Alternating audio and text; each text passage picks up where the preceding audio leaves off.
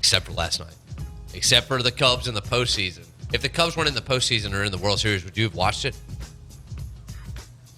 No. Okay. That's all I need to know.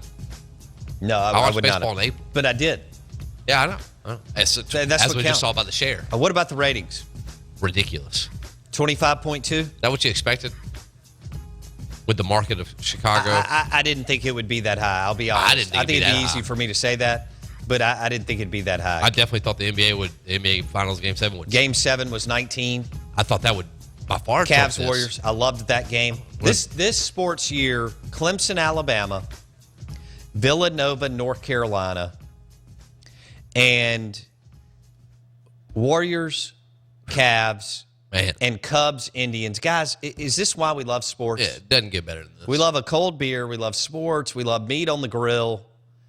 And think about what this year in sport has given us. The onside kick by Bama. The amazing performance by Deshaun Watson.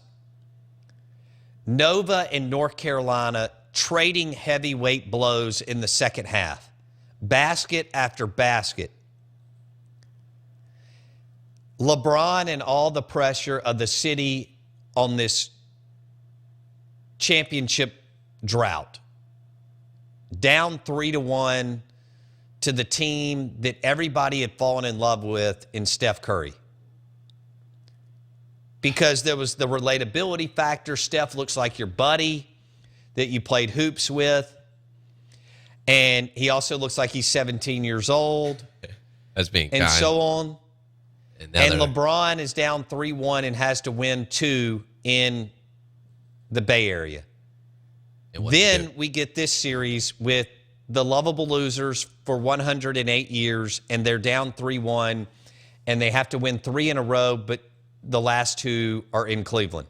And then the Cubs decide to buy out the tickets and make it to where it was almost a 50-50 or even 70-30. That's a stretch. Let's just say it was 70-30, which is still unbelievable how loud it was when Fowler hit the solo shot to start the game last night. Could you believe that? That's what threw me off. I'm sitting there on the couch, and I'm kind of, I've got a Sweetwater Blue in my hand. I'm like, I'm going to watch some Cubs. And he hits it, and I hear the crowd. I'm going, what is going on? I'd already begun yelling at this time. What does that say about the Cleveland Indians? And then what does that say about the Chicago Cubs? Think about how many Indians, and I guess corporate seats, right? Investment companies, law firms, engineering firms, technology firms in Cleveland, willing to sell their tickets for $6,000, $10,000, $12,000 a pop and sell them to Cubs fans, and Cubs fans bought them left and right and were all over the lower level last night. You would never see that at an NFC champion. You think the Saints were going to allow the Vikings to buy tickets in the lower level? No. Not how this works down here. Do you think that if the Patriots or Steelers host the AFC championship Also a different type of fan base. Last year, the Broncos beat Tom Brady and the Patriots. Right. Denver businesses and men and women and fans would not allow the Patriots to buy thousands of lower-level tickets.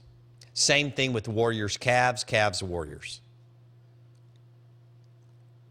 Now, the Super Bowl is the only one that's different. It's totally driven by corporate. Right. You have a few thousand Broncos fans, and you have a few thousand Carolina Panthers fans, and that's it. And the rest is people who are drinking a vodka soda, which is great, and they're there because they work for IBM Blue, right, or Google, or somebody like, or GMC, or something like that. Because I've been to a Super Bowl, and that's strictly corporate. That's why I've always said I would much rather go to an NFC championship game to see the home crowd and the way they react, or an AFC championship game over a Super Bowl. Because a Super Bowl is a golf clap. All right. Nobody. Because most of the dudes and girls there, they don't have a dog in the hunt. Right.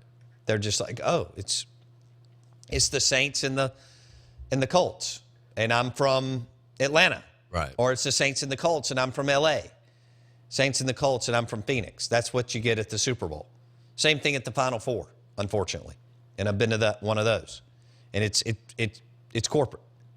You don't have Nova, North Carolina in a 20,000 seat, or maybe in some of the bigger ones sometimes, but let's just say 30,000 seat arena.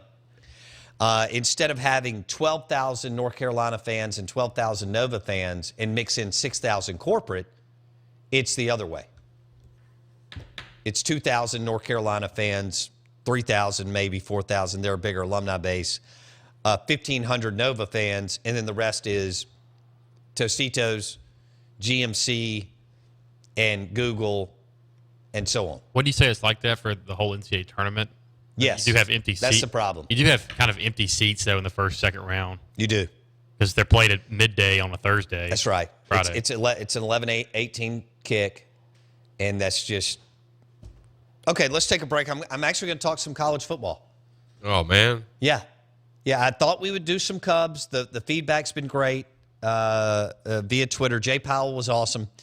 But straight ahead – Bama, LSU, and I have this question. Why is the line so funky in the A&M Mississippi State game?